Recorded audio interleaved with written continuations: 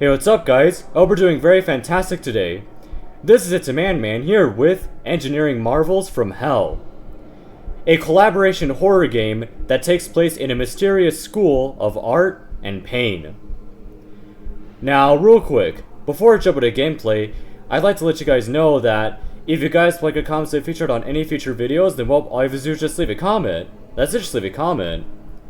And so, without further ado, let's begin Engineering Marvels from Hell. So, let's see. Oh, there we go. Alright. Oh, what is this? Oh, so, the Iron Maiden. The Judas Cradle. The Breaking Wheel. The Rack. Humans excel at finding new, malevolent ways of inflicting pain and suffering upon others. Hundreds of torturing methods have been documented throughout history. But where did they come from? Schools, in their respective regions, each of those being branches of one hellish institute, excellently hidden from everyone, known in many languages as School of Art and Pain, aka SAP, the School of Art and Pain, where both are sides of the same coin. Whoa, and there we go. Alright, so, what's today's lesson? Well, we're finally here. After all these years, it certainly wasn't easy at all. All those difficult tests we had to take, that was nothing compared to what we're going to go through. We're spending a whole decade here, minimum. You need to be a doctor and an engineer to be able to work in this field. I suppose that explains all the mathematics and biology tests we had, as well as the IQ tests, and those psychological evaluations. It was a lot of work, but I'm excited nonetheless. And optimistic. Like we are destined for great things. Don't get too optimistic. We'll still have no idea what lies ahead. Always the gloomy one. Why am I not surprised? I'm just a practical person, you know. Too practical, sometimes. We're gonna be fine, trust me. I believe you. Alright. Man, I really like the music. Oh, what's this? So, torture. Oh, dang. Is that like a human sawmill thing? 10 years later. Oh, dang. Time skip already. Alright. As we all know, this is your last year here. This has been a long ride. An interesting ride. But like all rides, it has its end. A little dramatic, don't you think? Shh! This class is one of the best ones I've taught throughout the years. I have met some really promising minds in here. I have high hopes of you. However, you have one final obstacle. One that is crucial to you passing this school. Your graduation project. You are to apply what you've been learning those past 10 years to create your own torture device. One that encapsulates the essence of what this school stands for, of what your presence here stands for. How pain and art are two sides of the same coin. You're to divide yourselves to groups of 4 or 5 people. and you're to do your own research, your own work, your own troubleshooting, everything needed to create a torture device, one that creates the perfect balance between pain and art. That device will be your canvas. Create one that can be used to its full extent without killing the victim, and at the same time, turns them into an art piece. Take this seriously, I beg you. Incredibly seriously. Because those of you who fail... Oh, alright, so which file would you like to save to? This one. Will suffer a horrendous fate. Oh, another save, huh? Alright. Well, that seemed really important. That's putting it too lightly. This is what we've been getting prepared for all those years. It's what I've been fearing all those years. The graduation project. It's too stressful, and that's without the horrendous fate Mr. Charles warned us about. Does anybody know what this horrendous fate even is? Well, I mean, I think it's kinda obvious. Maybe just, you know, a bad grade. Slap on the wrist? Nobody knows. The ones who pass are forced to swear an oath to not reveal what happens to those who fail. Well, ain't that just great? The suspense is killing me. It won't be just the suspense that kills you if you keep being unconcerned like that. Oh please, what do you think they're going to do? Put us up against a firing squad? Brian has a point. This sounds dangerous. We're in a school that literally teaches you how to make people suffer for as long as possible, in an artistic way. Who knows what they might do? There is also the very important fact that there is only one winning team. And judging by how many there are in the class, there will be 4 teams. We are a team, of course, right? Absolutely. Of course. Sure. Good to know. Do you guys think we need a 5th one? I don't think so. Adding a 5th person might complicate things because we wouldn't be able to communicate well. We've been here for a decade. We should probably have added a 5th person to our group. I never really liked the rest, to be honest. They all seem so...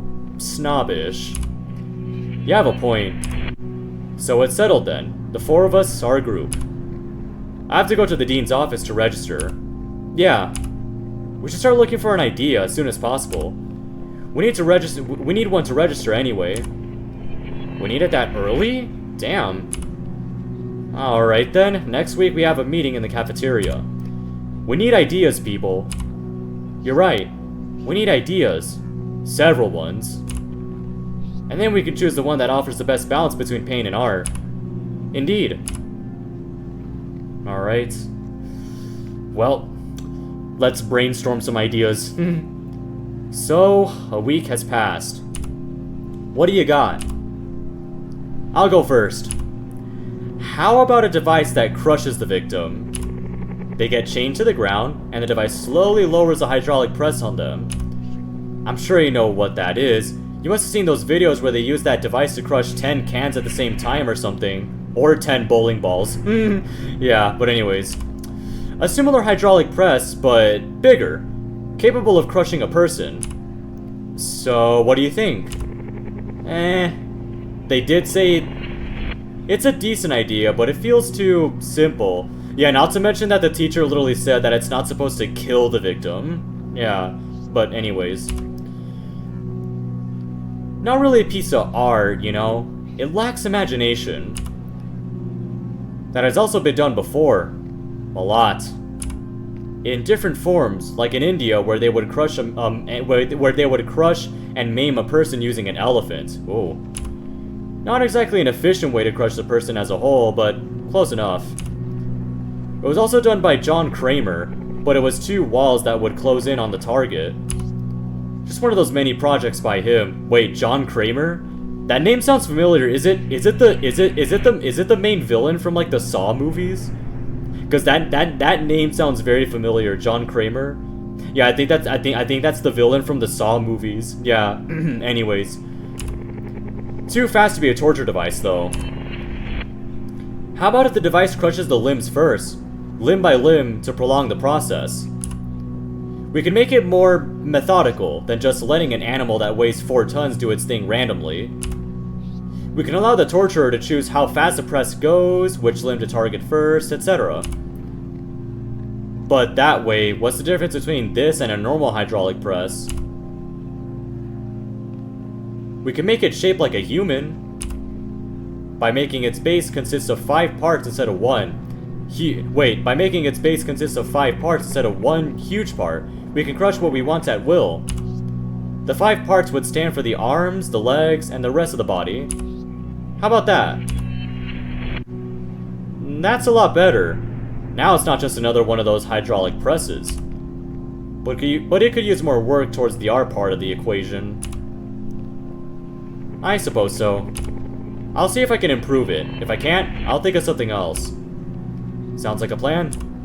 Would you like to take a shot, Dale? Sure. Do you know those big supermarkets? Those that are the size of at least 8 grocery stores or something? They always have those big refrigerated aisles for meat, cheese, fish, stuff like that. When you go to the cheese stand and order, say, a pound of cheddar cheese, what happens? You get your cheese? They cut the cheese. if you know what that means, you know. Anyways, so you get your cheese? Yes, but before that, what does the guy at the stand do? He picks up a wheel of cheese, or whatever its shape is, and cuts slices of it using a deli slicer. What? A deli slicer, also known as a meat slicer. Hang on. There, I sent a picture to the group. That was fast. Did you have it ready? Well, I mean, it's his idea, so I think he did. Anyways. Possibly.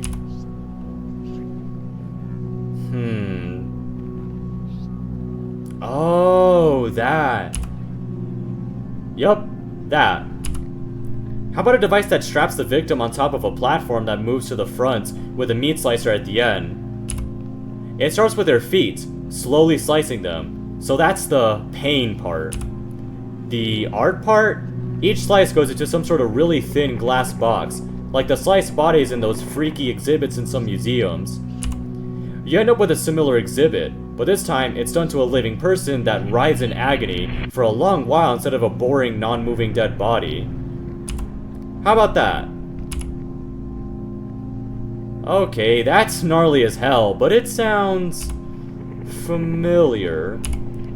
Give me a moment to remember. When did you come up with that? While buying cheese in the supermarket? Actually, no. The idea came to me while I was trying to sleep. Those pre-sleep thoughts are something else. Yeah, you could say that again. Anyways. Araki! I beg your pardon? Hirohiko, wait a minute. Hold on, let me read this. So, Hirohiko Araki, a Japanese author. He created a very similar method, but instead of a meat slicer, a person uses a very sharp knife to do the same thing. Slice a person all the way from the bottom and put the slices in glass slides. That sounds inconceivable to do. That would need someone with a lot of strength to be able to slice through all that flesh and bone. Where was that? Where was that? In a novel of his? Not exactly. A manga. A character named Diavolo did it. He is the main antagonist of the 5th part, so he has strength. He is the main antagonist of the 5th part, so he has strength, all right. Huh. Interesting. I never heard of the guy or his manga, though. So the idea is totally mine. Even if you knew him, it wouldn't be much of a problem. You even fixed the issue of requiring great strength to carry out the process. However, there is another issue. There's not a lot of work that can be done by us. We can get a meat slicer. It shouldn't be a problem, but what else are we going to do? Get a blank metal sheet to use as the victim's platform, then add some wheels below it? As well as a motor that slowly moves it? This is all too easy, and they won't take kindly to that, at all. Harry has a point. The most difficult portion of the device is the meat slicer, and this can be easily bought. There's not much for us to do. I agree. This is too risky to do. Et tu, Sophie? Heh. Heh. I don't... Heh. Wait, no. I know, it says hey, not hen. No. Hey, I don't want to face that horrendous fate Mr. Charles warned us about. Whatever the hell that is. Okay, okay, you guys have a point. I'll try to think of something else. Wanna go, Harry? Well, I didn't think of any ideas. What? And neither did Sophie. Why not? Because we were doing a different kind of research. What do you mean? We were looking for people to help us. Asking around, checking the previous classes on the database, that sort of thing. And we found one who agreed to let us pay him a visit. You guys ever heard of a game developer called Szymanski? David Szymanski? You didn't! Isn't he the one who made Iron Lung? Oh, that's the developer. Iron Lung, dang. So isn't he the one who made Iron Lung? Huh, interesting. Yes. And Scroll Stapler? Yes. And Finger Bones? Well, yes. And Dusk?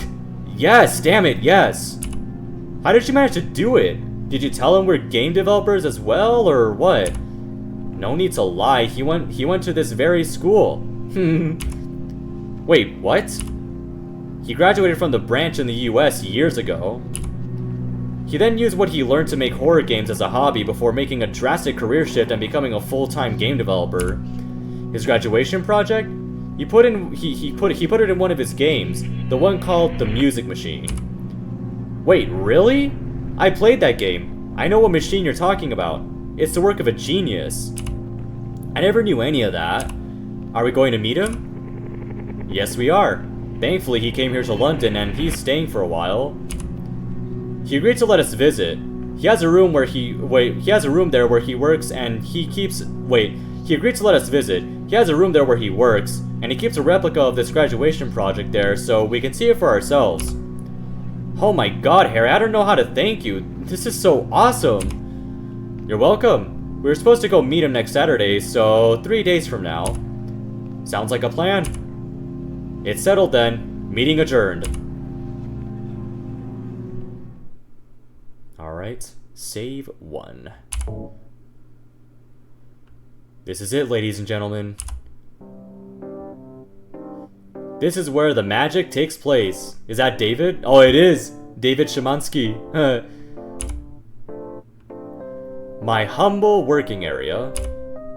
Whoa! This is beyond cool. You're 28, Brian. Calm down. Oh, shut up, man. Let me have my fun.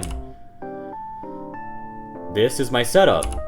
3 monitors, an RTX 4070. Dang, a 4070? Wow. Liquid cooling, the whole shtick. Retro graphics may be retro graphics, but they still need a lot of rendering. And of course, it allows me to run anything, even Crysis. I mainly choose indie games though. It's an amazing community that produces masterpiece after masterpiece. Can it run Fallout 1 and 2? Nah, anyways. Like Iron Lung. There's even an upcoming movie adaptation of it. I'm glad you see it as a masterpiece. I'm really proud of this game. And yeah, there is an upcoming movie. It's practically finished, but there are issues with getting it into theaters. Shouldn't take long to solve, hopefully. I can't wait to watch it. That's what I'm talking about. This wardrobe over here is where I keep clothes that I don't use frequently. That way I have more space in the wardrobe in my room. I didn't like leaving that spot empty. These are a few posters of my games. I'm sure you recognize at least some of those. I recognize them all. Scroll Stapler is one of my all-time favorites. I'm glad you liked it.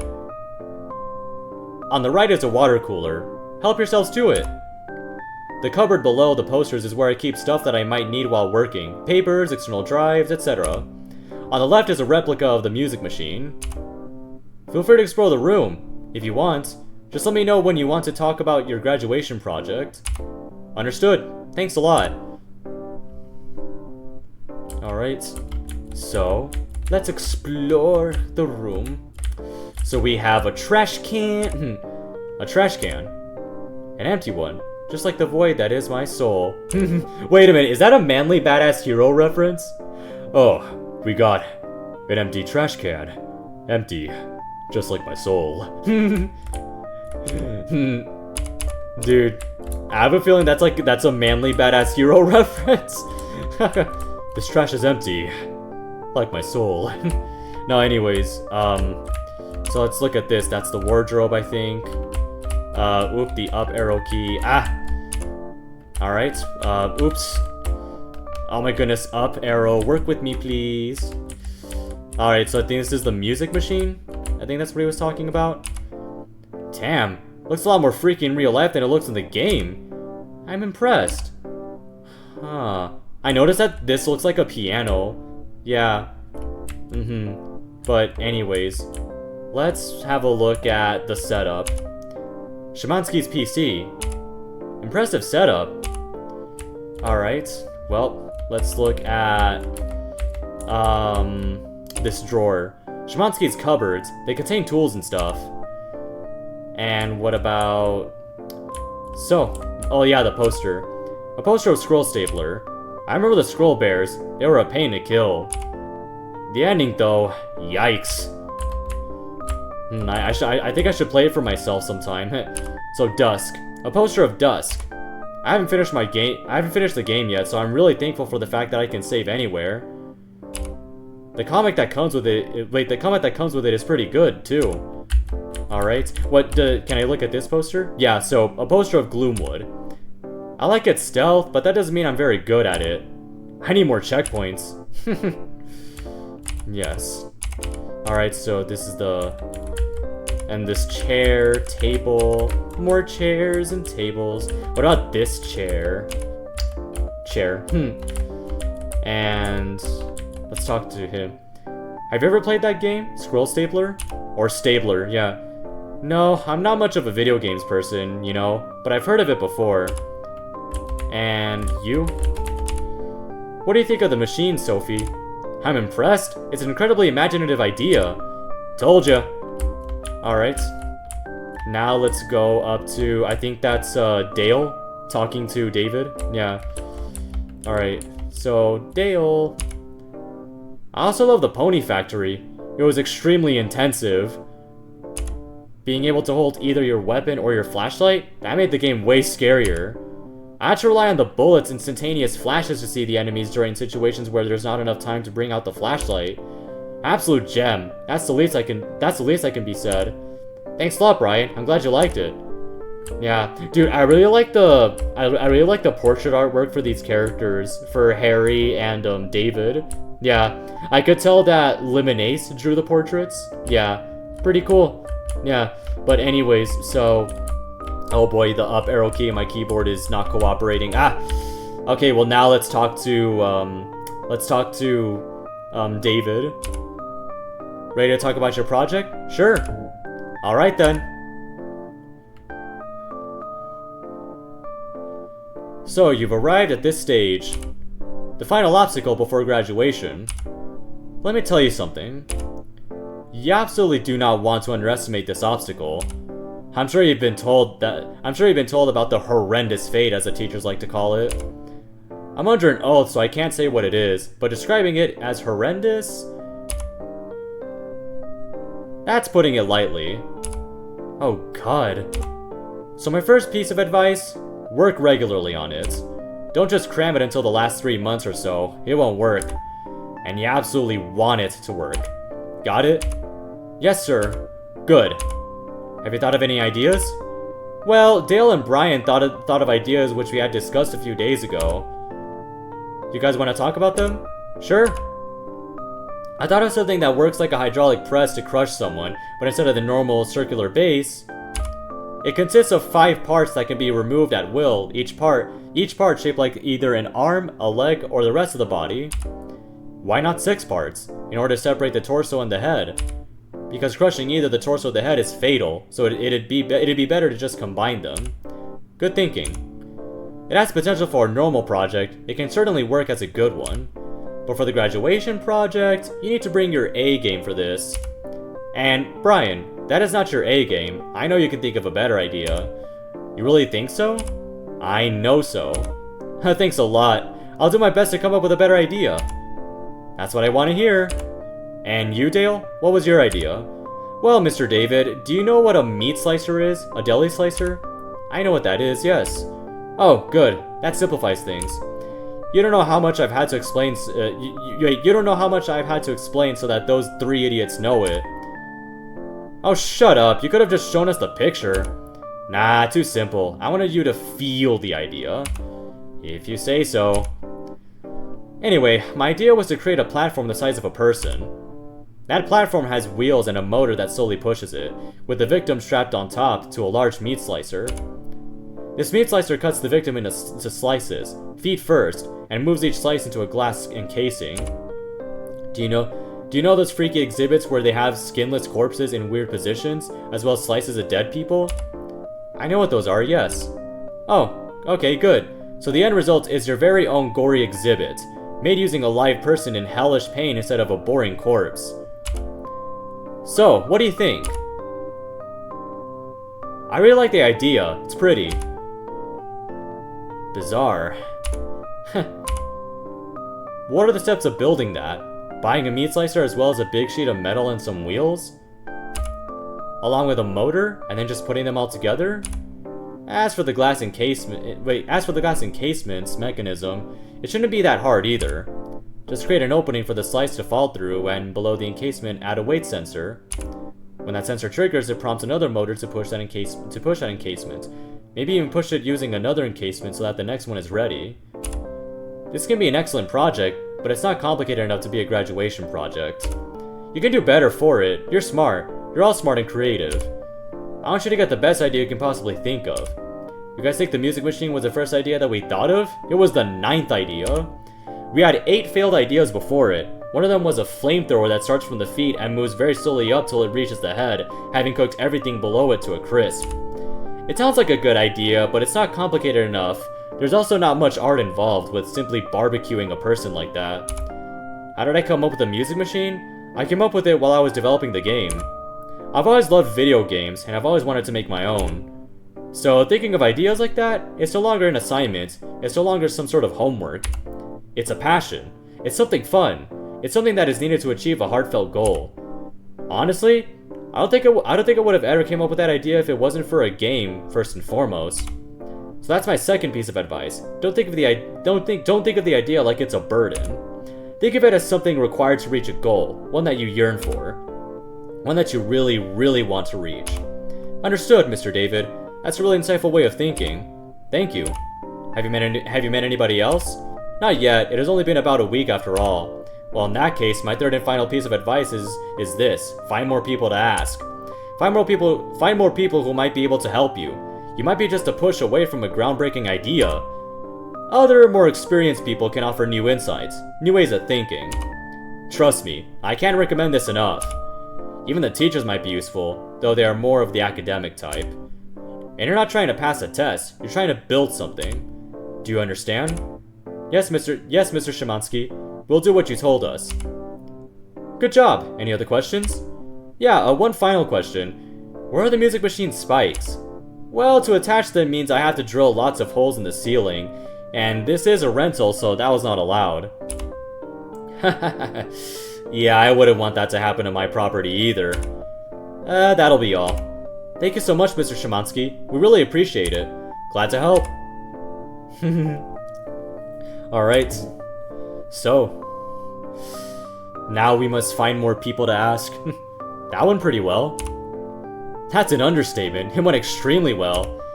I don't know how you managed to do it, but I really appreciate this. Expect the unexpected. Expect the unexpected, Brian. Expect the unexpected. He really provided some useful pieces of advice, though. We should keep what he said in mind. Agreed, that's why we came here after all. Especially the first piece of advice. Yes, this is basically another assignment, but we shouldn't look at it that way. Otherwise, we would do this just like any other assignment. As fast as possible, with the bare minimum quality required. This will basically ensure our demise. Did you see how strongly he warned us against that horrendous fate? I suggest we take this warning seriously. He doesn't seem like the type that exaggerates or acts hysterical. He knows what he's talking about. Dale's right. We need to work on that project. Fast. starting with getting an idea. Like Shemansky said, we need to bring our A game for us to succeed. Indeed. 2 weeks from now in the cafeteria? 2 weeks? Yeah, so you get a chance to think thoroughly about ideas. Sophie and I will keep looking for people. Alright then, sounds good. I suppose so. Ooh, more people. Alright. Well then. Alright then. It's been 2 weeks. I hope you've been able to find ideas. Not just that, we've even provided artwork. Shh. Oh really? Nice job. Brian, would you like to go first? Oh sure. Let's say there is a guy called Hank, and something happens to him that makes him sad. So sad. So sad that people say he's curled up into a ball out of sadness. You guys know you guys know this expression, right? Yes, we do. Go on. Well, that expression came to mind while I was playing a horror game, and I thought, what would happen if that expression was taken literally? And so, lo and behold, if you would look at your phones, please. Oh. The ball! The ball? Ouch! You suck at drawing feet, though. I suck at drawing feet. The quality of the feet is indeed questionable. But apart from that, I really like this idea. It really takes curling up into a ball out of sadness to an entirely different level. I like it too, but there's a little problem. What is it? What if the victim's spinal cord gets torn? That way he won't feel anything below the torn area, and he might even end up dying. The way he's getting curled into a ball makes this highly possible. And we can't have that, can we? No, we can't. This can be fixed, though, by just adjusting how much his back is getting curled back. The biggest problem for him would be his limbs, after all, which will turn to gory spaghetti after getting curled like that. However, it's not strong enough when it comes to art. Its art aspect is really good. Saying that it brings an expression to real life is a great example of an artful project. But we can think of a better idea. We shouldn't just settle on this one. Shemansky's team had 8 failed ideas before thinking of the music machine after all. We'll keep your idea in mind though. And in the end, we see in the end which idea wins. Alright? Sounds good to me. Okay then. Wanna go ahead, Dale? Sure, yeah. Has anyone of you ever baked? That's the definition of a random question. But yeah, I have made pizza before. Me too. Mine is way better. Oh please, your pizza is almost always not cooked well enough. At least I don't put ketchup instead of the pizza sauce. Ugh. It was one time. There wasn't any pizza sauce anywhere. You could have added barbecue sauce or ranch. Those work well in chicken pizzas. Guys, what the hell? I still haven't pitched my idea. And now I feel hungry. Oops. We should go eat something after this meeting. Sure. Anyway, Brian, have you ever baked before? I've made donuts before, so yeah. Why are you asking though? Because I wanted to make sure you know what a dough roller is.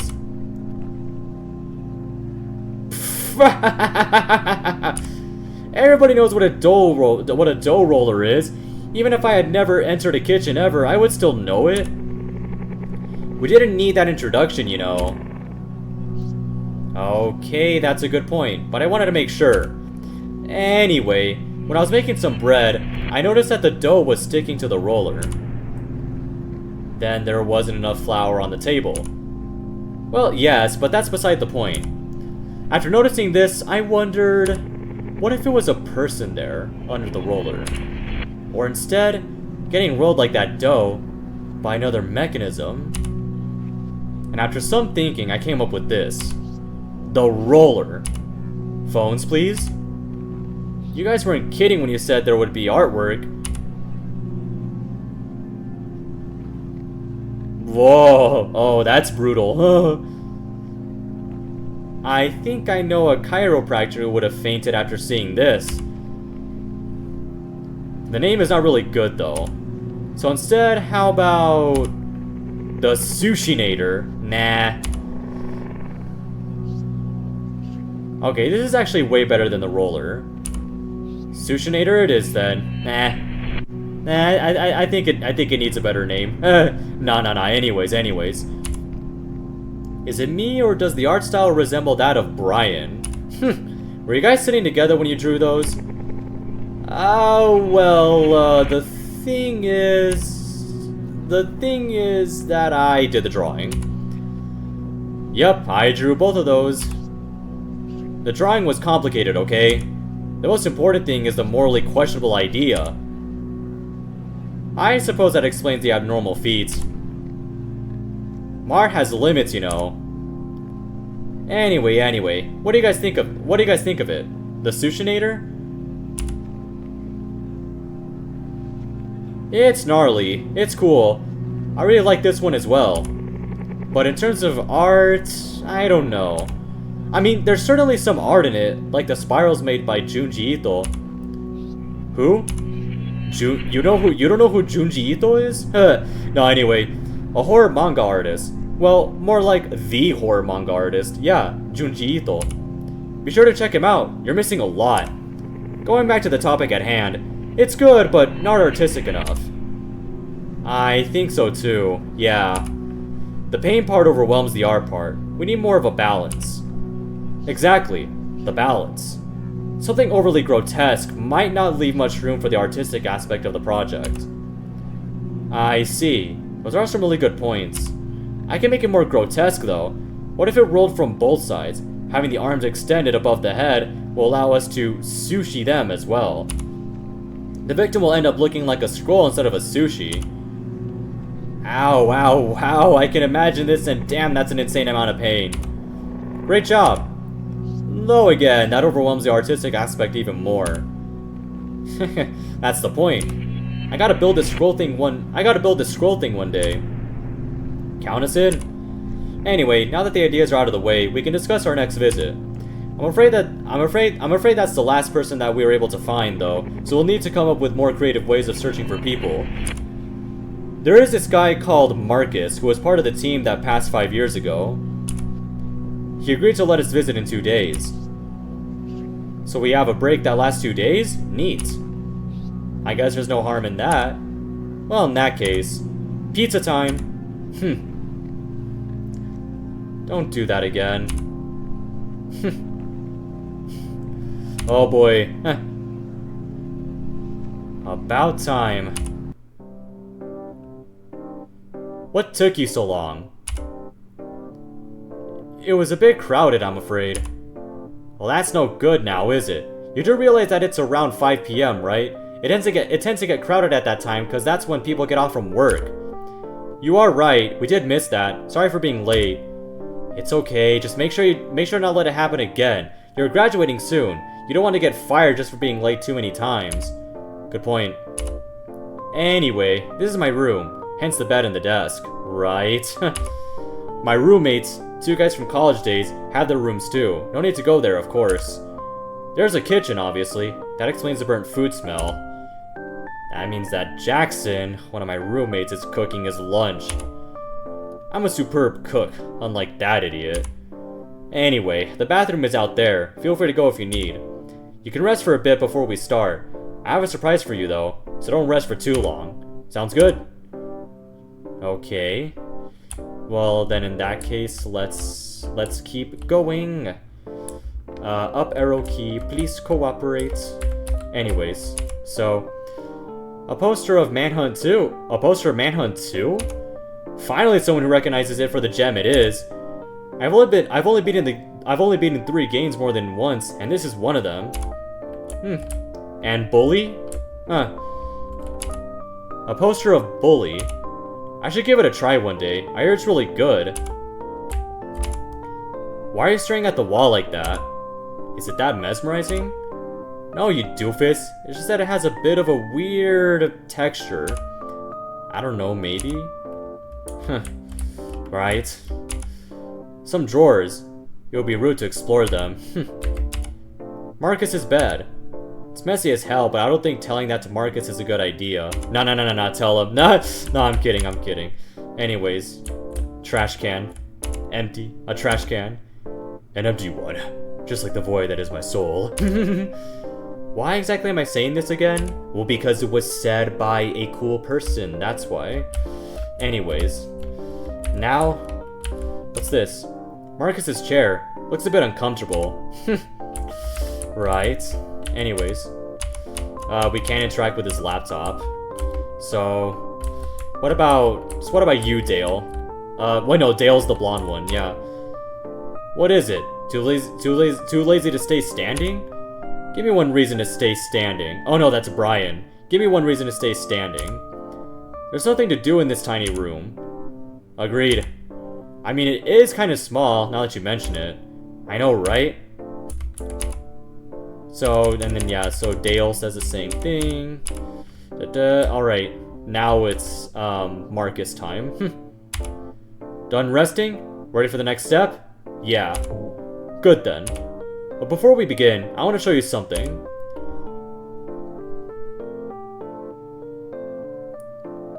There it is.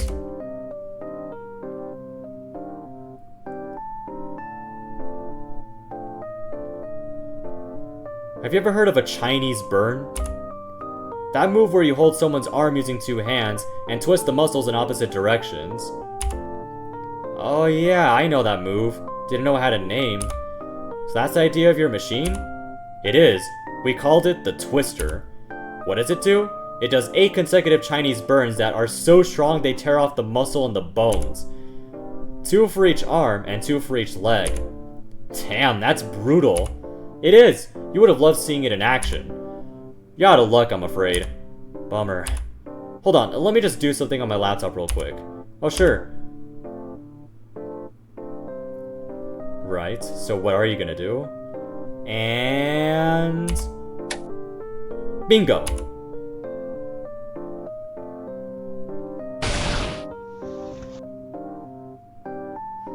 Ta-da! You didn't! I did! Oh my god! Is that the Twister? That it is. I knew something was off with that wall. You were not wrong. I am smart enough to hide my unconventional belongings. And look, it's equipped with a mannequin. Is that a mannequin? Is that mannequin breathing? Consider it a fresh mannequin. Wait, this is... I can already predict what you're going to say. How did you... Connections, Harry. Connections. Is he asleep? He is? I might have drugged him. The walls are soundproof, but I did this just in case. I wanted to keep this as a surprise for you. That's a good idea. And what a surprise! Never would I have imagined the surprise to be this. This is awesome! I'm impressed. This is an excellent surprise, thank you. You're welcome, everyone. By the way, the device is able to do those premium Chinese burns simultaneously. We don't have to wait for it to finish the 8 moves consecutively. So, how about we wake our guest up? Uh-oh.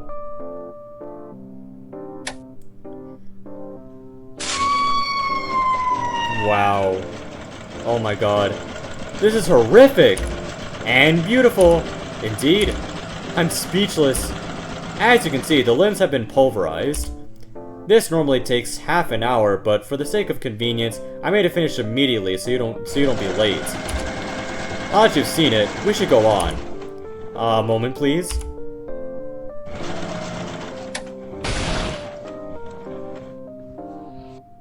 Huh. All good. Don't worry about him, he's gonna bleed out eventually. Now, let's sit down and talk, shall we? Alright. Alright then. This is the part where you tell me about your failed ideas and I criticize them. I wouldn't really call them failed, they're still considered as potential ideas. If you had ideas with potential, then why are you here? To get help so you can think of better ideas, duh. Harsh but fair. That's what I mean. Brian, Dale, want to talk about your latest ideas? Sure. I'll start. Go ahead. Sure, the idea I had was a device that the victim gets attached to. Wait, sure. The idea I had was a device that the victim gets attached to from the back. Like an endoskeleton. One that is shaped like a person but is worn from the back. It then curls backwards into a ball, forcefully. You can probably guess how that goes for the person attached to it. It's pretty good. I really like this idea, but what about the victim's legs? What do you mean? Try curling your arm the way your device would to a person. Hurts, right? Because your arm is not supposed to go that way. It's not supposed to bend to the back. Forcefully bending it that way will break your elbow, might even dislodge your shoulder. Your elbow's bent to the front, not to the back. You know what bends to the back though? Your knees. What does your device do to the legs? It bends them backwards, forcefully. Well, good job. You're bending something in the direction it's supposed to bend in. Now what? You're going to pinch his legs? You're going to tickle his feet? The lower half will be almost completely fine if the legs just get bent like that. His thighs might get a cramp, but that's about it. No real damage will be done. You've completely disregarded the lower half of the body. Do you get it? Yeah, I do. How do we miss that? You can bend the legs the other way around, to the front. But that way it's no longer a ball. It's more of a, well, I don't know, a shell is the closest thing that I could think of. So, no, nuh-uh, don't even consider this idea. You can't just ignore 50% of the victim like that. It will demolish you in the eyes of the judges. And that's ignoring the art aspect as well, which will be meaningless now that the victim is some sort of abstract shape instead. Alright? Trust me, you completely need to disregard this idea. You're right, thanks a lot for noticing this. Not a problem. Dale, wanna go ahead? Sure thing. Imagine a yoga mat. A yoga mat, really? Easier to explain it that way. You're right, actually. Go on. Imagine it being rolled. Pfft. Dude, you suck at providing visualization. Shut up. Now imagine a similar mat, but metal. With lots of bendable sections. What would happen if it was forcefully bent with a person strapped on top of it? I think I see where this is going. See? It worked! It's not a flex, you're explaining it like you're talking to a toddler. Is something wrong? Nothing. Anyway, what if it started rolling slowly from the direction of the feet? Crushing everything in its path, slowly turning the person into a crude imitation of a sushi. That was my idea. What do you think, Mr. Marcus? It's really brutal. I feel sorry to whoever's going to go through that. However, you have the same issue as Brian. What about the arms? By the time the rolling platform reaches them, the legs would be skewered. How much blood would the victim have lost already? Oh. Yes, oh. A ton of blood, most likely a fatal amount. Even if you make the device roll faster in order to get the rest of him before he dies, you still won't get most of his arms. Your device would have crushed his organs. He's almost instantly dead. That's a huge miss. Like Brian, your idea has missed a decent portion of the body that can be used non-fatally. We did think of that, but we forgot about the blood loss. I noticed that. What are you going to do? Make the platform scalding hot in order to somehow cauterize the wounds? Not going to work as well as you think it would. Plus, you would make the room a lot hotter. Therefore, making the judges uncomfortable. Therefore, making them regard you negatively. Therefore, making them give you bad ratings. So all in all, no. Disregard this idea too. Okay? Yeah, you're right. I also had the idea of doing the rolling from both sides with the victim's arm being extended above their head. Would have called it the scroll too. However, now that you've mentioned the blood loss issue, this wouldn't really work either. I'm afraid not. So, any more ideas? No, Mr. Marcus. Okay then. Your ideas are good. They're creative. But you don't think of all the aspects of them. Nor do you think of all the scenarios and how they could go wrong. Ah, right. Starting with the aspects, you have two. Pain and art. You want to balance those. You don't want to lean too far towards one side. Your rolling device, Dale, it leans more on the pain side. A lot more. There's barely any art in it. There's not even an idea behind it, not a message or anything. Art can be figurative as well, but even that figurative art is not present. It's not present in your idea either, Brian. Okay, you turn a person into a ball like Samus from Metroid. And? Where's the art in that? Samus? Do you know how they rate projects? We have never been told that, no. Well, I'm not really supposed to tell you, but I feel like being a little helpful today. They have separate ratings, one for pain and one for art. Isn't that kinda obvious? They rate each of those out of 5, and then they add the results. The Twister, for example, it gained 4 points for pain and 3 points for art. They didn't really appreciate the figurative art we gave it, how it symbolizes the art of bullying and whatnot. Ah, that explains the bully poster. Thankfully, the other groups received even lower ratings, otherwise we would have been screwed. As you probably guessed, I used to be a bully growing up. Even in college, I was part of a group of jacked morons who loved to torment their classmates. So, for the project, we were trying to think for ideas. We had just a few crappy ones. Until one time, when we were doing the normal tormenting of a bunch of short, nerdy classmates, one of us gave one of those guys a Chinese burn. That was when the idea hit me. I almost screamed "Eureka" like an idiot. That was how we had the idea of the Twister. And even though it received a mediocre art rating, I'm still very proud of it. And that's what you want to do. You want to create a project that makes you proud. When searching for ideas, don't just sit down on your desks and do some deep thinking. Search for ideas while doing everyday things, or even better, while doing things you enjoy. Doing things you enjoy will help you relate more to the idea, and will help you think of more obscure scenarios for it. That brings us to the scenarios. You want to think of everything that might happen while your device is on. What if the victim dies too early? What if they go into shock? What if they get accidentally paralyzed? Oh, right, Brian. Your ball idea might very well paralyze someone with how hard it would curl the back of the victim. You don't want that to happen. You want to make them feel everything. You're right. We did notice that while discussing it a few days ago. That's good. You need to think of all the scenarios. That was just one of them. You can ask teachers or your parents to help you with that. They might notice something that you missed. You don't want to miss anything. Got it? Yes, Mr. Marcus. Good. Balance both aspects. Think of all the scenarios, and look for ideas while going on with your days. Those are my suggestions. Alright, do you get it? Yes, Mr. Marcus. We'll make sure to keep those in mind. That'll be all, sir. Thank you so much for your help. And that Twister demonstration? I'm still baffled by how incredible it was. It was my pleasure. I wish you good luck. Anytime you need help, call me. We'll keep that in mind. Thanks a lot. Glad to help. Oh boy. So, we witnessed someone getting tortured. But, oh well. So, what do you guys think? What do we think? We've just seen someone receive 8 of the most lethal Chinese burns since the beginning of history simultaneously. I've never been so amazed. Did you see how much blood was there? What was there? How his arms and legs almost exploded? That's some really good soundproofing that Marcus has. I wasn't able to hear his deafening screams as soon as the wall came down. Do you think he's still alive? Probably not. I don't know, but if he was, then he must still be screaming. Certainly. He also offered some really good advice. Can't believe I missed the legs being almost unharmed by the ball. Stupid me. I should be more careful. Don't beat yourself over it.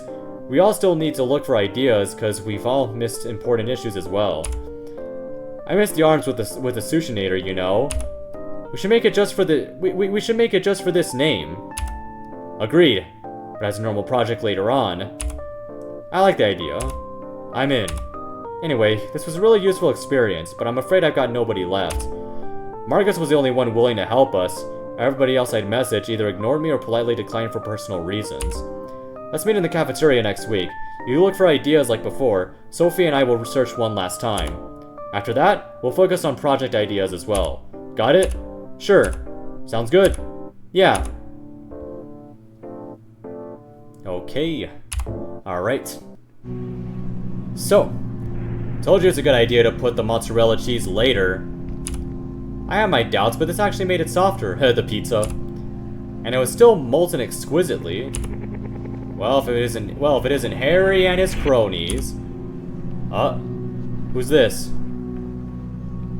Fancy seeing you here, William. I wouldn't say the same to you. What are you doing here? Shouldn't you be attending your 9th play of the day? I don't know. Shouldn't you be working on your graduation project? Who said we weren't working? Oh, nothing. The fact that you're still stuck in the ideas phase. The fact that you haven't registered your project yet. Or the fact that your workshop room is empty. It has only been 3 weeks. You're overreacting. Unlike you, we didn't just pick the first non-mediocre idea we had. A lot of thinking and planning comes first. Yeah, sure. Keep thinking and planning until only a month remains. Then scramble and build a worthless and buggy device, only to end up failing. Seems like you still have lots to do. Couldn't be us, though. We already had the idea. A superb one as well. You've already registered, and we're almost done with buying the components needed for it. But sure, by all means, stay slow. I would tell you to take your time, but it seems that is exactly what you're doing. And it won't end up well for you. For any of you. Sounds like someone's in too much of a hurry. And what's that superb idea? Forcing someone to watch your hideous performance in The Tempest? Or even more hideous performance in King Lear? That's all you got? Mocking my performance 7 years ago when I had only just started joining the theater club? Now I'm its leader. Its main man. On the contrary, what are you? Not theater fanatics, that's for sure. Keep mocking. Keep that smug-looking face. Let's see if you can keep it when the judges fail your project and you meet your horrendous fate. We'll be watching, and this time, it'll be us mocking you. We'll see about that. Shakespeare wannabe.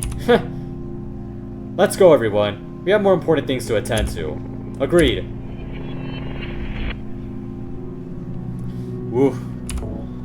Looks like we got some, enemies. I wonder what that idea of theirs was. Do you guys think it's good? It's possible. They may be a bunch of morons, but they're not stupid. Indeed. We shouldn't forget that William is one of the top students of the class. And how skilled his group is. I mean, have you seen what Eve, for example, built last year in the workshop? That pendulum she made? I remember it. Impressive piece of machinery. Exactly. Anyway, did you guys get any ideas? Oh yeah, I have a really good one. Want me to talk about it? Sure. Alright then. I didn't have time to draw a concept, but I can do that if you want. Or rather, Brian will. Nah, it's your turn to draw. We'll see about that. Anyway, it's fairly straightforward. It's a fairly straightforward idea, so you don't probably even need a drawing. Do you remember what an Iron Maiden is? The wardrobe with spikes inside? Correct. It's a cool idea, but it could be better. For example, what if he eliminated the wiggle room available inside? What if he constrained the victim, forcing him to endure each and every spike? What if he made it non-lethal? What if he made it wearable? Go on. What if we turned it into a suit? A metal suit. But with spikes inside. But then, how will the victim wear the suit? Wouldn't the spikes get in the way? Well, here's the thing. They won't. The suit won't just be layered with spikes on the inside. The spikes will be on plates. For example, a plate for the chest, a plate for the upper back, a plate for the forearm, and so on. Those plates will be retractable via springs.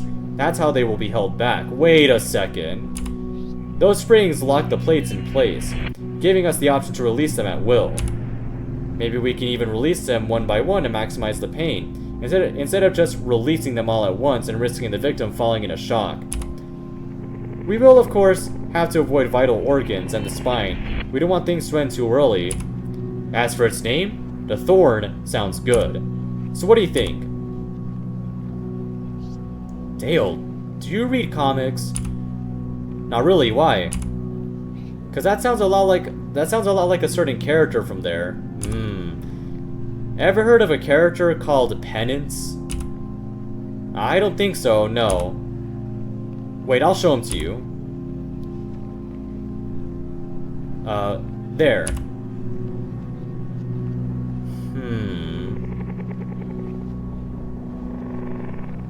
Cool costume. I really like it as well. That's not all. This suit has spikes on the inside as well. That guy was originally called Speedball, a pretty fun and cheerful superhero with the power to absorb energy and turn it into a kinetic field, which he can use for offense or defense. However, during a fight, one of the villains, called Nitro, blew himself up with his powers, killing 612 civilians, including 60 children, as well as Speedball's team. He himself didn't die though. He was found 500 miles away. His powers had absorbed the explosion and protected him. This incident gave him major PTSD and survivor's guilt, so he went to get a new suit. That spiky suit you saw, it has 612 spikes on the inside, each one representing a victim of the explosion. 60 of those spikes are longer, representing the children who lost their lives. These spikes would cause him these spikes would cause him constant pain, while also amplifying his powers. Damn, that's really cool and tragic. Sounds like my cup of tea. However, my idea can be used lethally. The spikes in it are meant to penetrate and cause harm, maybe even kill. It has those retractable plates as well. And let's not forget that we can use it non-lethally, as it won't have spikes near vital organs, and no paralyzing will happen as it won't touch the spine. About that, what about major arteries? I suppose those can be avoided as well. How? Those arteries are not huge chunks like organs. How would you avoid those? And let's not forget that people are not the same size. What if someone's arm is thinner, making the position of the arteries there different? Even if it's positioned slightly different, one simple mistake can make the patient bleed out in minutes. That's a problem. That it is. However, it's no biggie. We can work around this somehow. Let's just add it to our empty list of potential ideas and think about the details later. Sounds good to me. The name is excellent, by the way. Anyway, Brian, any ideas? Nope. Nope? What do you mean, nope? It means that. Nope, I haven't found an idea. Because I was doing research of my own. And get this. My mother has a friend. And that friend arranged for us to visit an old friend of hers. Does the name Tassad ring a bell? No one? No one?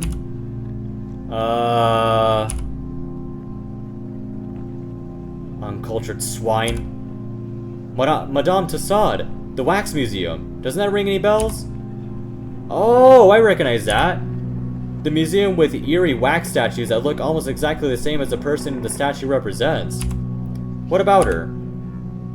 Well, if you don't know, Madame Tassad is French. Was. She lived during the French Revolution, and she was going to be executed along with other aristocrats. However, they let her live, but forced her to make wax death masks of the executed, many of whom were her friends. Yikes. Yeah, yikes. Anyway, she later moved away from France and settled in England, and eventually she had that museum of hers. She also got married and had children, and those children had children of their own, one of them being the one we are visiting, Madame Elizabeth Tassad, a sculptor, in a line of sculptors who used her skills in this very school. Oh wow, how the hell did you manage to do that? Expect the unexpected, Harry. Expect the unexpected. Consider it my thanks for our trip to David Shemansky. Well, I definitely appreciate it. When are we meeting her? Next Tuesday, so... Today's Friday. Thank you, Sophie. So in 4 days. How exciting. To meet such an important figure. I am excited as well. I always full of surprises, Brian. You bet. Alright. Welcome, welcome. Welcome to my workshop. Whoa. This place looks incredible. What are those statues, if I may know? Those are models of my graduation project. Different colors, different designs, etc. What's the name of my project? the cast. Those suits of iron? They are worn by the victims. And then, you can shape them into whatever pose that you want, even if you cause a few broken bones or dislocated joints. After that, molten lead is poured into the little holes available to use all around the suit. There are several ones, so every part of the body is covered, even if an arm is raised or something like that. And there you have it. A human statue made using a cast shaped like a person. That is a genius idea, Miss Elizabeth. I'm impressed. Thank you, dear. I'm glad you liked it. I really like it too. It's close to my idea, but we can talk about that later. Sounds good to me. That table over there is where I keep the tools that I need. Next to it are some iron ingots. As you can see from the crude forge behind me, I melt my own iron and make my own casts using a cast. Cast. Exactly. Barry? It's Harry, ma'am. Ah, right.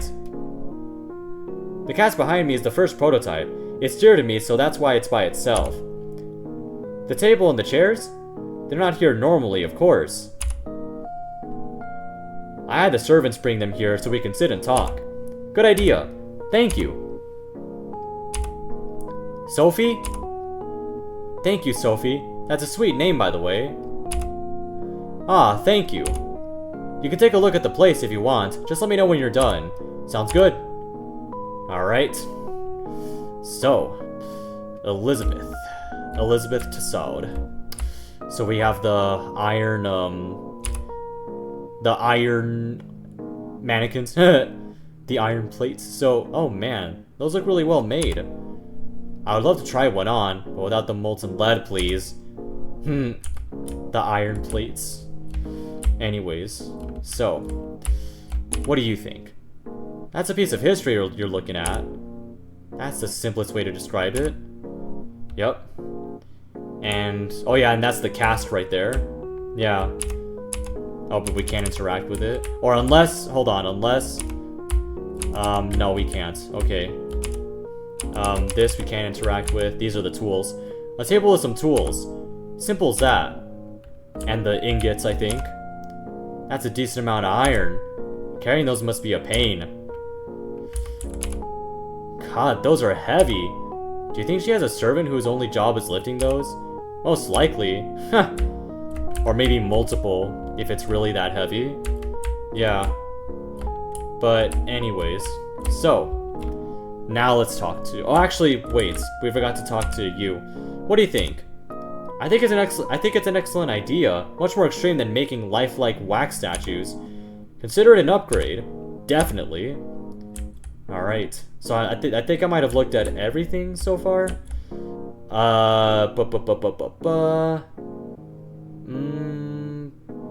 Yeah. What about this? The one that started it all. The cast. Yeah. Alright, yeah, so I think we're done. Do you want to talk about your project? Yes, please. Of course, dear. But first, let me show you something. Whoa. There it is, the molten iron. So that's how it's made? Well, yeah. Not exactly. A decent amount of modeling and sculpting is still needed, but that can be done later. Even if I have to remelt it. Nothing to worry about. Now, let's all have a seat. Alright. Alright then. What seems to be the problem? We're still stuck in the brainstorming for ideas phase, I'm afraid. It has been almost a month and we still haven't found one that could work. There's always some sort of issue here or there that risks to ruin the whole project. I see. You, the tall one. Bale? Dale, man. Yes, Dale. What was that idea of yours that you wanted to talk about? Oh, right. It's called the Thorn. I like the name. Thank you. So basically, it's a metal suit, just like the cast. But instead of being, well, a human cast, it's more like a wearable Iron Maiden. I'm sure you know what an Iron Maiden is, right? I do, yes. It's that wardrobe with spikes lying on the inside. Indeed it is. My idea is a bit similar. A wearable suit that is lined on the inside with spikes. However, since that would make wearing it in the first place pretty difficult, I had a modification in mind. Instead of just lining the inside with spikes, there would be metal plates. These plates are lined with spikes, and are held back to the suit via springs. A mechanism keeps them locked, which can be triggered to loosen them. This pushes the plates with the spikes on them towards the victim, forcefully, impaling them on the many spikes lined on the plates. They can even be loosened consecutively, instead of loosening them all at once, to make the process last longer. So what do you think, ma'am?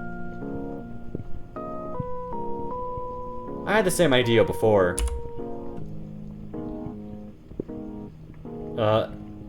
Excuse me? I had the same idea before, back when we had our own graduation project to make. Even the spiked plates, they were also held back using springs, as releasing those would provide the impaling effect needed. We named it the Swiss cheese. That's hilarious. Indeed it was. I was almost immediately on board with the idea when I heard the name. However, as you can guess, we didn't go with it. We were afraid of accidentally killing the victim by puncturing a major artery or a vital organ. We had a few fixes, like making the spikes towards vital organs shorter and removing spikes close to major arteries. But still, it wasn't safe. People are just sized too differently. What if a short person went into one of those? What if he accidentally punctured his eyes, or his heart, or his brachial artery? No, it was too dangerous. We decided to disregard it and think of something else until eventually we thought of the cast. It took us around 2 months just to reach that idea. So don't worry that much. What you're going through is normal. Those who have already found ideas and are working on them, what they're doing is wrong. A lot of research has to be done. Every scenario has to be considered before going ahead with an idea. Something tells me that this is the reason you're worried in the first place. It's because some people are already working on the project. Am I right? Indeed, you are. That's precisely the reason. I guess that. I'm serious. Don't worry yourselves that much. You still have 7 months. I'm sure you can do it. Your first obstacle is finding an idea, one that is as perfect as it can be. One that passes all the trials and scenarios that you can think of. I'm pretty sure that's the reason why the school gives them, like, several months to come up with an idea. You know, I guess for that reason. Yeah. Anyways.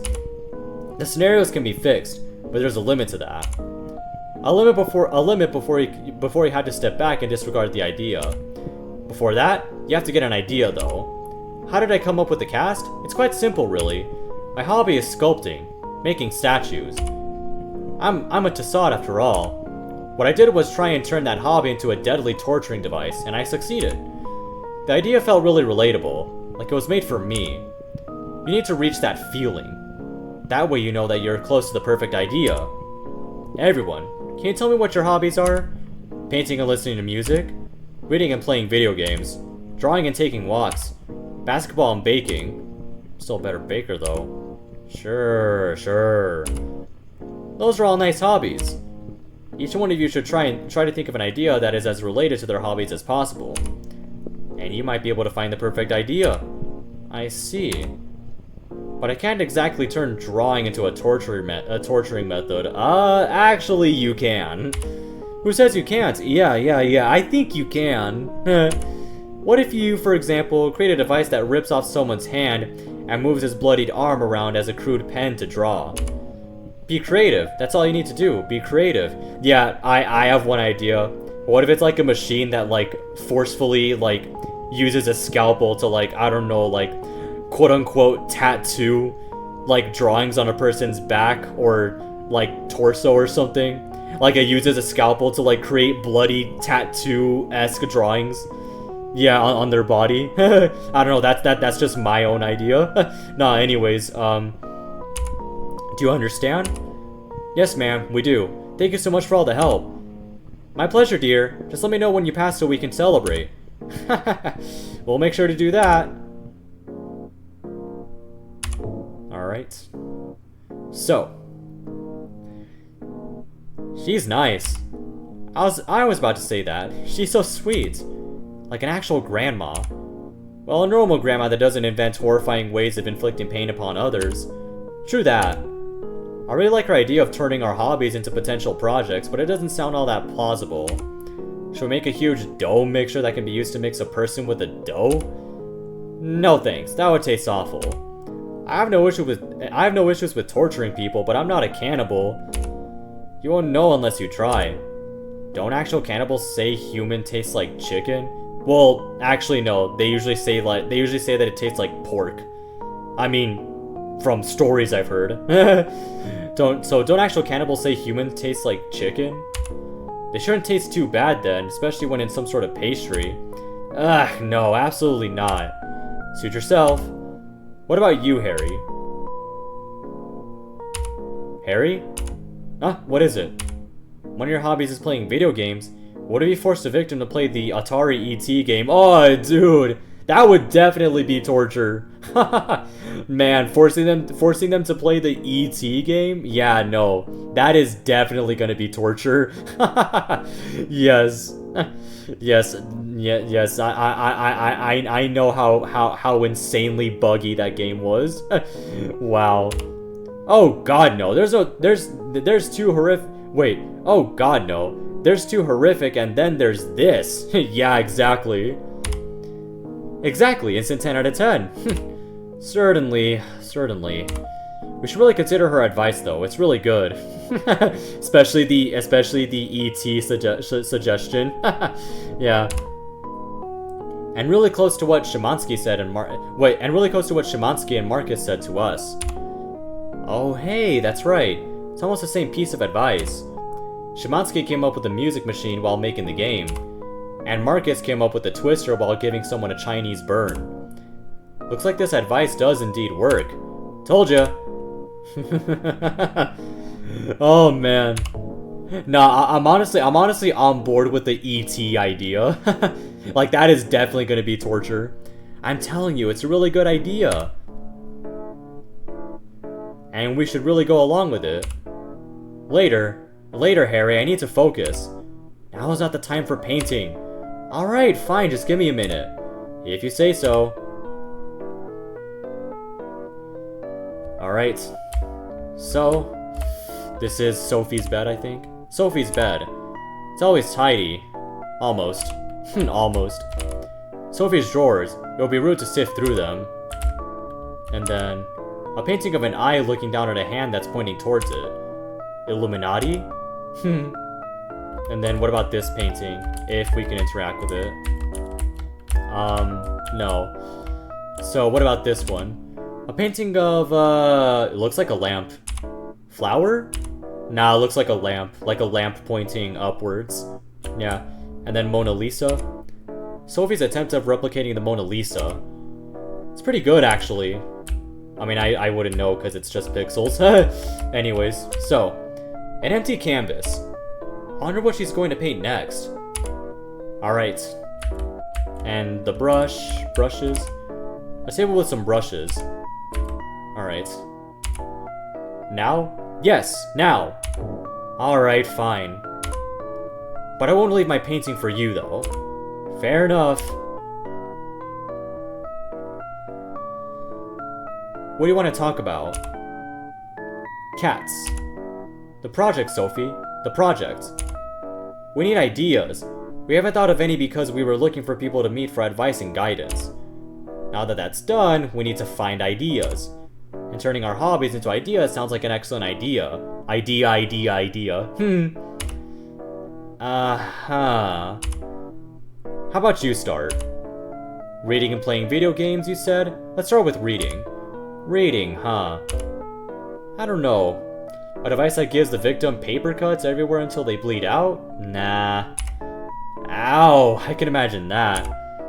That's awful, but a bit too complicated. You want a robotic arm that does that? Where should it go? Anywhere with no cuts? That sounds complicated. Ooh, yeah, true. Also, what if the paper gets torn? Will we need a mechanism that replaces the paper as well? And finally, there's no art in that. What if we draw something on the paper? A knife or something? Nah. There you go, art. Nah. No. Fair enough. How about if we force the victim to read something boring? Like Stephen King's Bag of Bones. You're stepping into forbidden territory there, Harry, for many people. Oh please, it had way too much filler. Just get on with the story already. I got bored after passing 240 pages out of, what, 600? I stopped reading and now I use it as a stand for my laptop. Yeah, I've been there. I've been there. You're going to upset some people if you say that in public. Why would I do that? Anyway, it's your turn. Let's start with listening to music. Ooh, now there's a lot of ideas for that. Yeah. How about a giant speaker? That's not even a project. You can easily buy one of those. I know, but there will also be a platform with straps for the victim. Nah, still too easy. Well, cause I'm thinking like, what if we come up with an idea where it's like it involves like infrasound?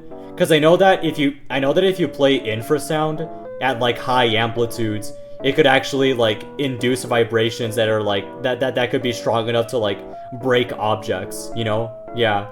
So I don't know, something that has to do with infrasound. Anyways, so yeah, nah, still too easy. Maybe. What about a speaker that gets embedded into a person's head? This allows the torturer to forcibly play whatever they want from the inside of the victim's head. Worst headache ever. Huh, imagine rickrolling someone like that. Oh god, no, that's too cruel. Hey, well, I mean, memes aside, Never Gonna Give You Up is legitimately a good song. I mean, memes aside. Yeah. Still too easy, though. Just a small speaker after all. Good point. Your turn. Video games. Alright then. Ever heard of that obnoxiously difficult NES game where you play as the Silver Surfer? I think I recognize it. Yeah, what about it? What if we put the victim inside an electric chair and force them to play this game? Every time they lose, they get shocked. Or a chair with spikes. A chair with some sort of lawnmower at the victim's feet. The options are endless. What about instead of that game? I'd say that the difficult NES game they should have them play while strapped to an electric chair should be like Mike Tyson's Punch-Out or something. Yeah, like they have to try to beat Mike Tyson's Punch-Out in its entirety, including the Mike Tyson fight. And every time they lose, like they get electrocuted or something like that. Yeah, I think Mike Tyson's Punch-Out would be better. That's really evil. But I don't think the judges would be really on board with the idea of torturing someone using a video game. What do they even know about video games? Nah, sorry. I like the idea, but it's not safe to go along with it. That's reasonable. Your turn? Painting. Huh. I don't know. Miss Elizabeth's idea of forcing someone to paint using the torn stump of their hand? It's not a bad idea, but the victim may die from blood loss. We need to think outside the box. Maybe a tourniquet? Nah. Let's try to incorporate your paintings, for example. I'm interested. How so? The portrait with the eye. A device that pokes someone's eyes? Maybe it keeps on getting close to the eye before stepping back, with the victim almost dying from the uncertainty of whether the next poke is going to reach them or not? Nah. Not gnarly enough, but go on. The one with the flower. I don't know, put flowers in a person's ears and let the...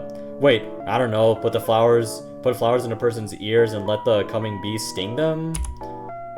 Let's skip over that for now. What about the Mona Lisa? The painting itself is harmless, so let's think more out of the box. Who drew the Mona Lisa? Leonardo da Vinci. What other famous works of art does he have? Some more portraits like the Mona Lisa, along with lots of different mechanical and anatomical sketches. He was pretty good with those, actually. Look him up. The fetus in the womb, the ornithopter? I don't know how to pronounce that. The ornithopter, yeah. The fetus in the womb, the ornithopter, which is that flying machine of his, the Vitruvian Man, etc. I think I might have heard of the Vitruvian Man before, because it sounds familiar. I just forgot what it looks like. Yeah, but anyways, the Vitruvian Man. What's that? Well, the name's a bit strange, but I'm sure you know the drawing. It's that of a long-haired man with his arm drawn 4 times, twice perpendicular. Oh, that one. Yeah. It's that of a long-haired man with his arm drawn 4 times, twice perpendicularly on his shoulder, and twice a bit angled upwards. Yeah, that one. Yeah, that's the one. The legs are also drawn 4 times, twice straight down and twice at an angle. Oh, that. I recognize it, it's pretty cool. And, huh? That's it! Yes, yes, that's it! Dude, are you okay? I am, I just... I need to go. Thank you, Sophie, I love you.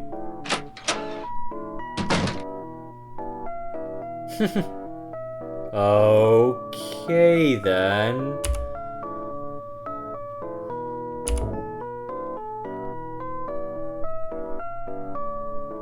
Whoa. Huh. Oh man. So I can see that that he's basing the idea off of the Vitruvian Man. Yeah, because look at the sketches. So was the idea clear now? I now know why you burst out of my room. This is genius. I think so too. Not only is this extremely brutal, but it's also almost completely foolproof. It handles blood loss, it handles optional lethality, it handles everything. Where were you all this time? Someone had to find successful graduates to meet, you know? Thank you guys. So we are indeed going with this idea? Absolutely. Definitely. Totally. Alright then. Ooh. Let's get to work.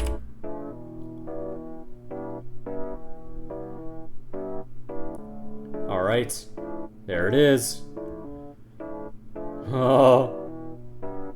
The circular saw. Alright. Now. This is it.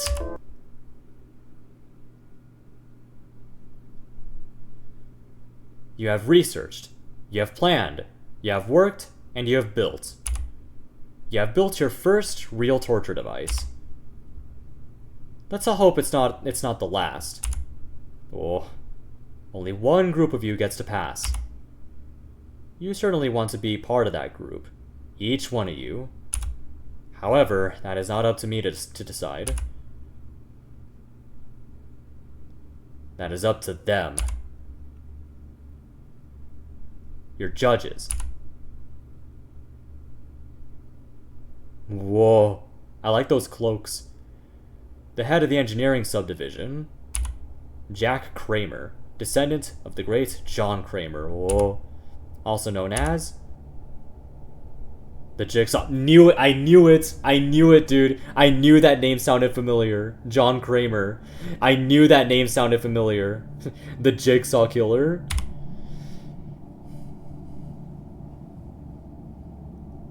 On the head of the medicine subdivision, Dr. Henry West, descendant of the great Dr. Herbert West, also known as who?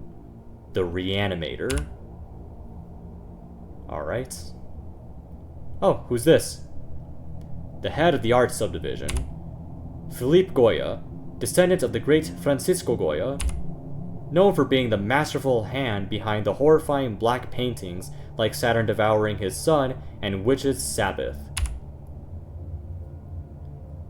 The painter of the dark side. Well, that's an interesting bunch. Indeed, Mr. Kramer. Looks like this will be amusing. I sense some potential in them. I can see a decent amount of bright-looking students. I'm optimistic. Looks like this might be amusing after all. Time to find out how interesting they are then. Shall we? Oh, we shall. So, first on our list is the reversal. That'd be us, sir. Hello there, what's your name? Andrew, sir. Alright, Andrew, lead the way, please. Of course, sir. Alright, let's see. Let's see what this one's all about. Oh, please, go ahead and explain your project. Yes, sir, of course. The idea of our project is to completely reverse a person while keeping them alive, so that their body acts normally, but their back is turned to us. Well, as normally as their pain-ridden body would allow, yeah. Go on. The device is worn like an exoskeleton, with the 4 compartments representing the limbs being fastened to the victim's limbs. Those compartments consist of lots of hinge joints, where each one is placed on a joint on the attached limb. The finger joints, the knees, and the elbows. At the press of a button, the hinge joints snap back, breaking the joints they are connected to. After that, they are locked in a way that allows the normal 180 movement, but on the opposite side. The victim can no longer move their limbs normally, they can only move them in the opposite direction. I see. Thus turning them into a reversed human. That's everything. Interesting idea. Completely reversing a person? I like it. But I'm afraid the victim is not reversed enough. What do you mean, sir? Why didn't you turn the hands and the feet? Turning those wouldn't kill the victim, especially if done carefully. I'm afraid we didn't think of that, Dr. West, sir. Why didn't you? Just turning the joints is good, of course, but you left a lot of potential areas that could be used in a much better way. A simple mechanism can be used to turn the wrists and the ankles, reversing those as well, giving you a truly reversed human. You're right, sir. I know. The idea is still good, though. It could have been executed better, that's all. We understand, sir. Thank you. So, Dr. West, what's next on our list? That would be... the Grinder? Bit of a strange name. I'm curious. Me too. Off we go, then. The Grinder. Alright, what's that one about? Please state your name. Sarah, Mr. Kramer. Alright, Sarah. Please go ahead and explain your project. Yes, of course. The idea of our project is to torment the victim using a hydraulic press. Wait a second. Instead of just putting them below one, we had a better idea. We used 4 hydraulic presses instead of 1. The victim is tied to that chair with their arms and legs being straightened. A miniature hydraulic press is attached to the edge of each limb. One by one, limb by limb, the hydraulic presses move towards the victim, slowly crushing everything in their paths.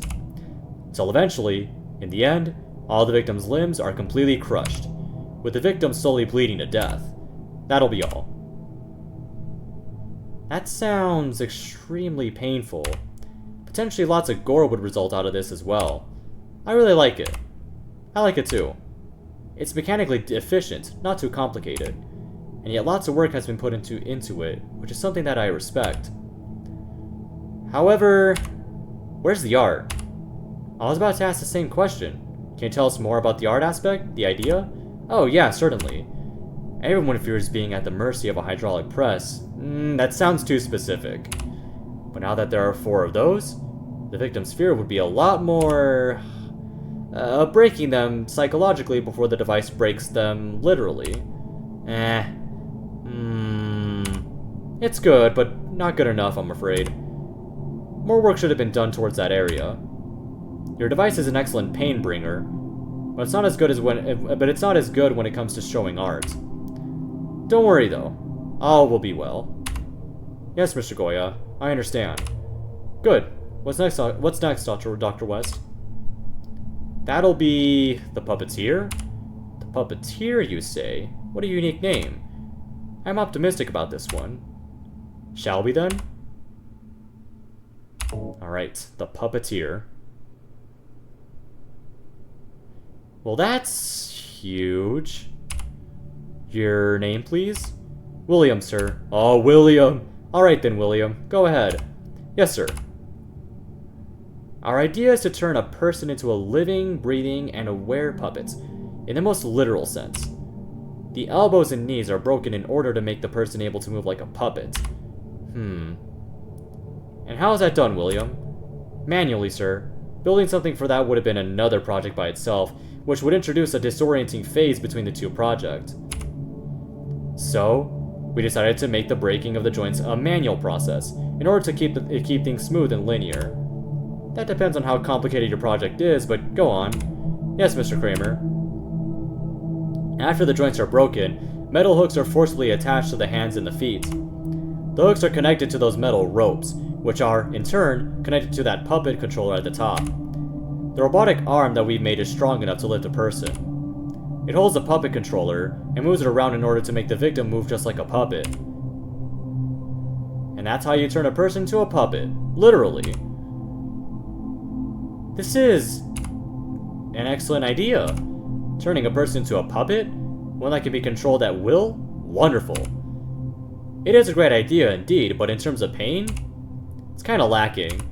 I mean, sure, the hooks are going to be painful as hell, so is pulling at them. Wait, so is pulling at them.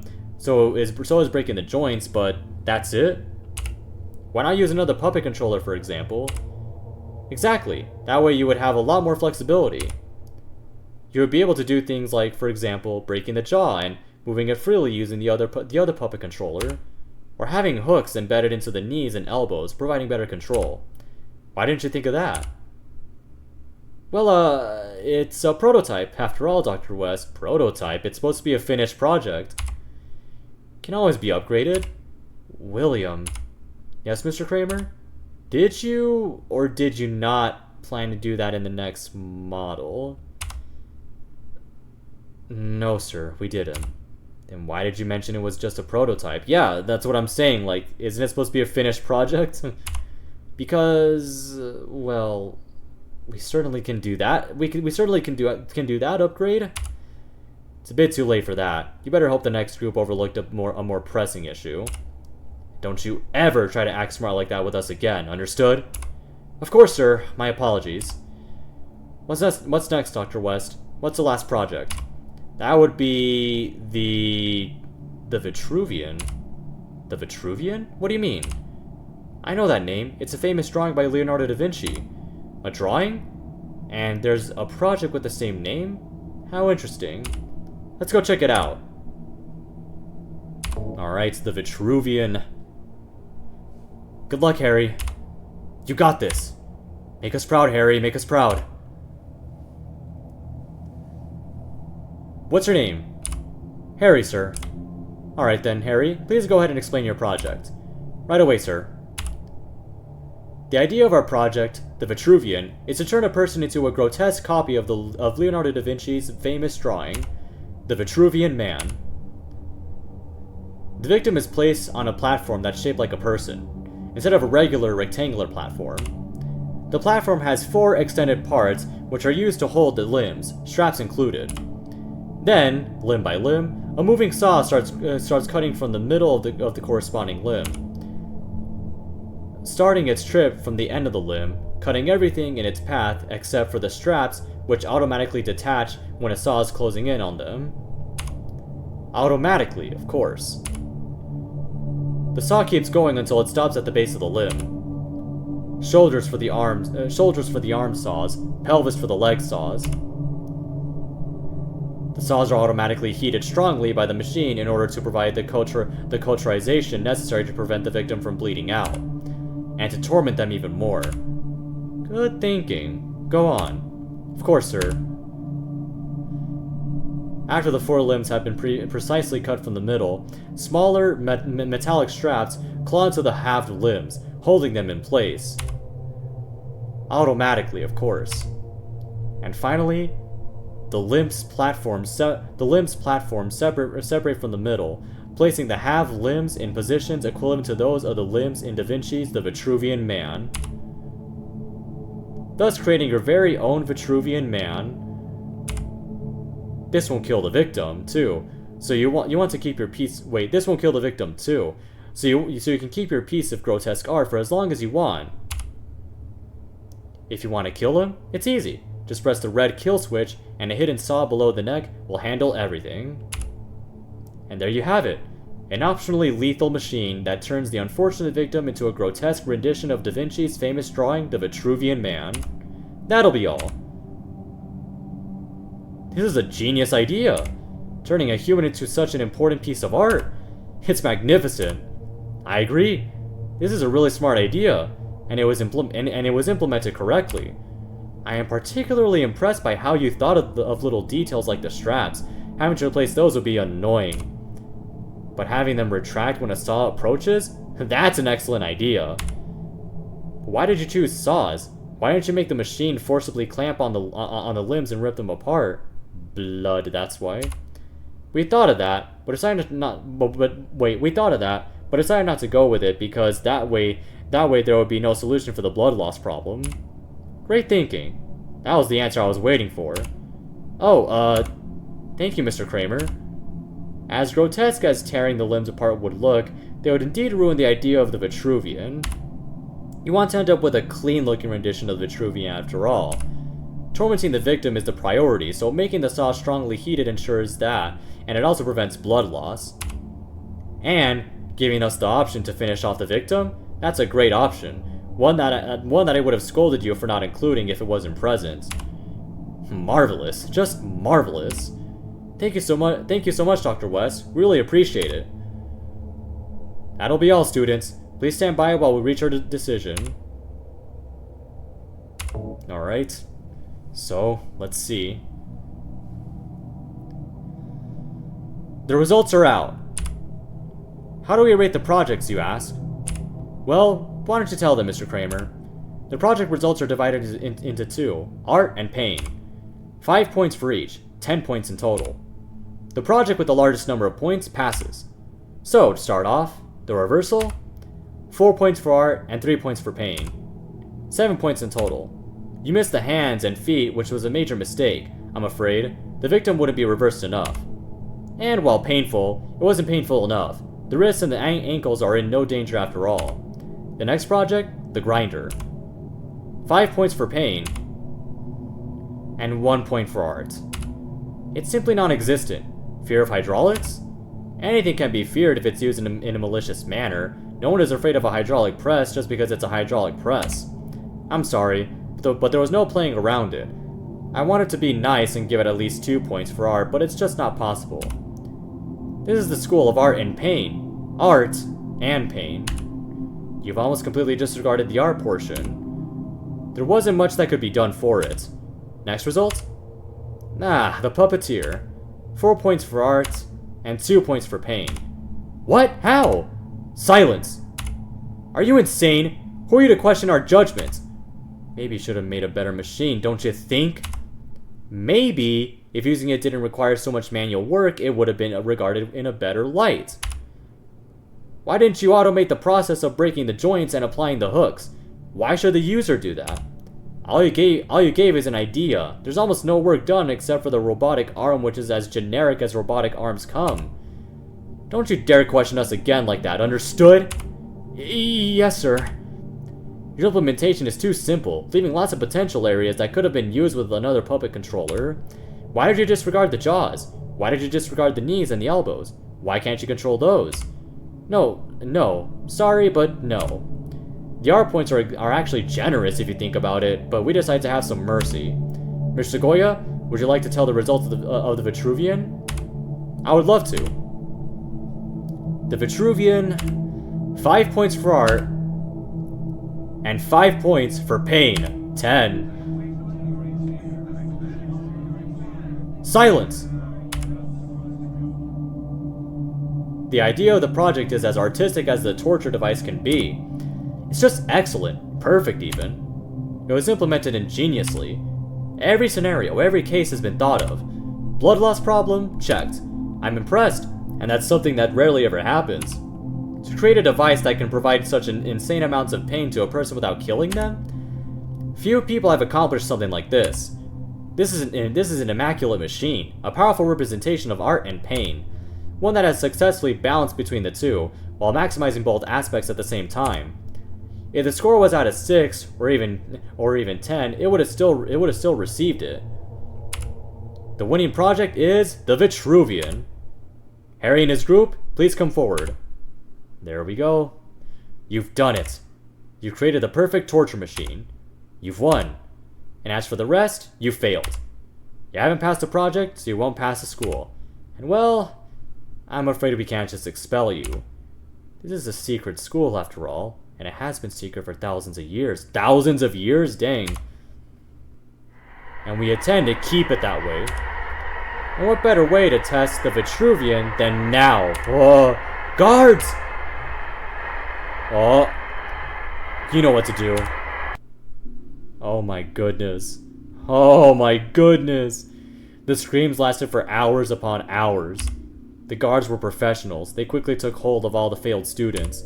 And then, one by one, the 16 students were killed on the Vitruvian. The kill switch was useful after all.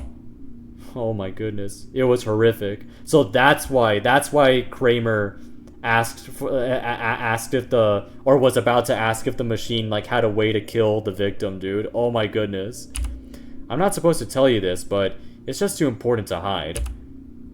I don't know if, by the time your graduation project comes, I would still be the head of the art subdivision. And even if I am, I want to be able to protect you. Your survival would depend entirely on you. So, are you sure you're up for it, James? Are you sure you want to join this school? Are you sure you have what it takes to pass this deadly task? Yes. Father? Creators. Dude. Wow. Oh my goodness. Man, dude, I am so glad that Doma reached out to me to play this game, because dude, wow. And dude, it's honestly nice how, like, this game is like a collaboration too, you know? Yeah. I mean, my goodness, like, there's just so many things to like about this game. So first off, I really like the dialogue. Like, honestly, I do. Yeah. The dialogue, I really like it. Second off, the artwork too. I mean, like I said, Lemonade did a fantastic job in, what's this? Password ouch? I don't know what that is. Oh, but anyways, so Lemonade did an excellent job in drawing the artwork for this game, like the portraits.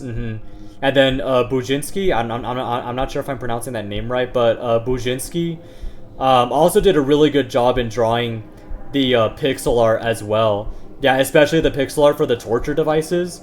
Yeah. And I also read in the game's description that Doma, the guy who reached out to me about this game, was the one that came up with the story, which, dude, honestly, genius story.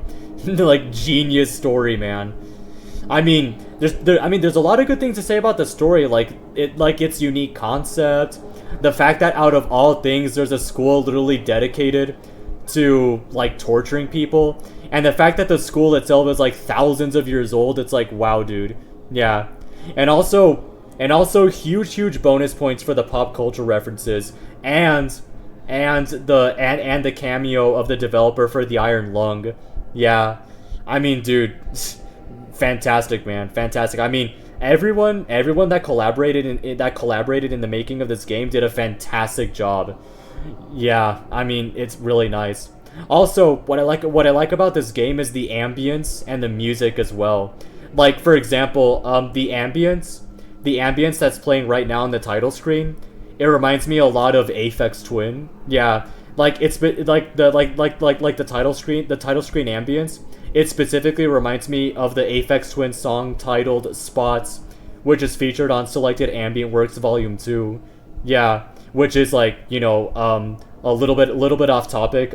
Selected Ambient Works Volume 2 is actually, like, one of my most favorite albums from Aphex Twin. But anyways, yeah. So, man, dude, I mean, man, there's just a lot of good things to say about this game. I mean, it's absolutely fantastic. Yeah, like, dude, it's like, I don't know, man. I mean, I'm very glad that Doma reached out to me to play this game, because, dude, man, it was excellent. I mean, Doma did a good job with the story, Buzinski did a good job with the pixel art, and Lemonade did a good job with the portrait artwork. Yeah.